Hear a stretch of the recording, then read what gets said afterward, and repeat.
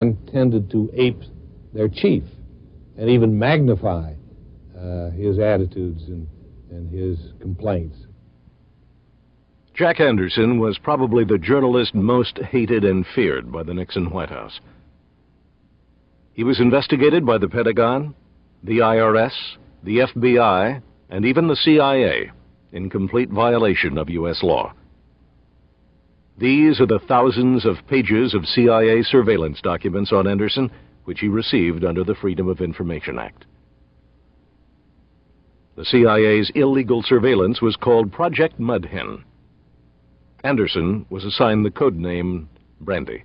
I headed Richard Nixon's enemies list, probably for alphabetical reasons, but on the other hand, I think I was probably more investigated than anyone else on his enemies list. As I said, the private investigator, the plumbers, the FBI, the CIA, the Pentagon, and every other law enforcement agency, the Internal Revenue Service, looked at my taxes for 2 years, though my accountant said that they should have been able to satisfy themselves in 24 hours because my records were very complete.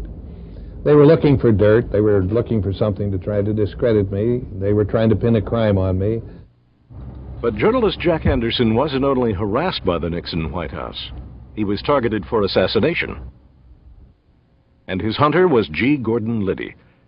Liddy says he coordinated the hit with E. Howard Hunt, White House security consultant and ex-CIA station chief in Mexico. Mr. Hunt came to me and said that Jack Anderson had now gone too far in that he had identified one of our human intelligence assets posted abroad, who as a result of that, if he was not already dead, was dying under torture.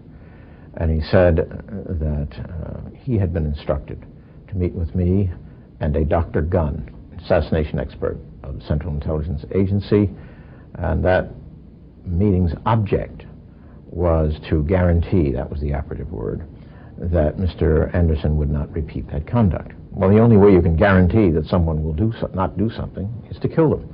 And we agreed that that was the only thing possible. And we then had a conversation on the various techniques and mechanics to effect that. And then we drew that up, and it was submitted by Mr. Hunt to his superiors in the White House. And Mr. Hunt subsequently reported back to me that he was told that is too severe a sanction, don't do it. So, of course, we did not.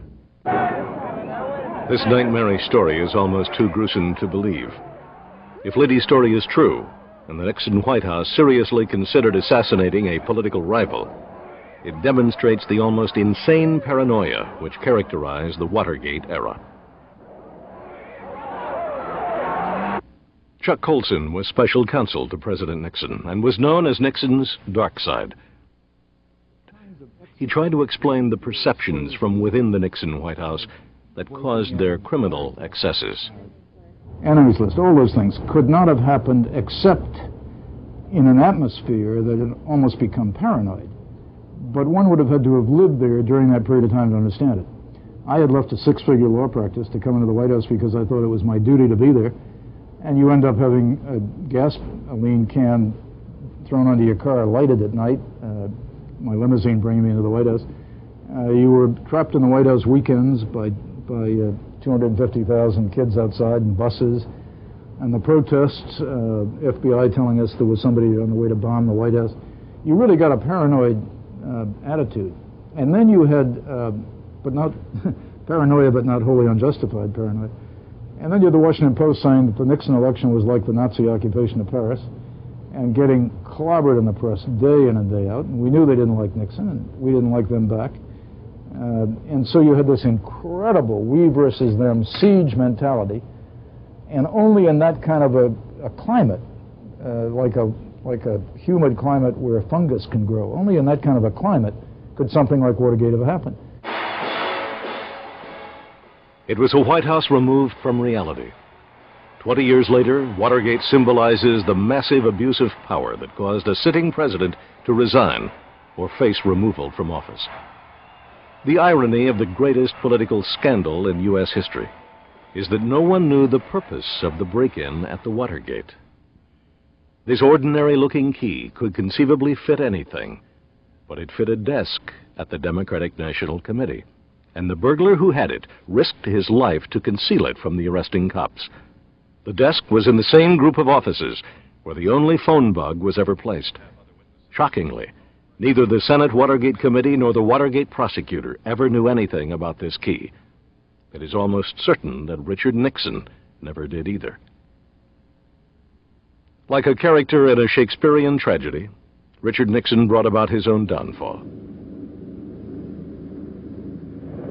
He might have been remembered as a great president had he not been a victim of his own character. As it is, Richard Nixon's place in history is marred by disgrace. He was the Watergate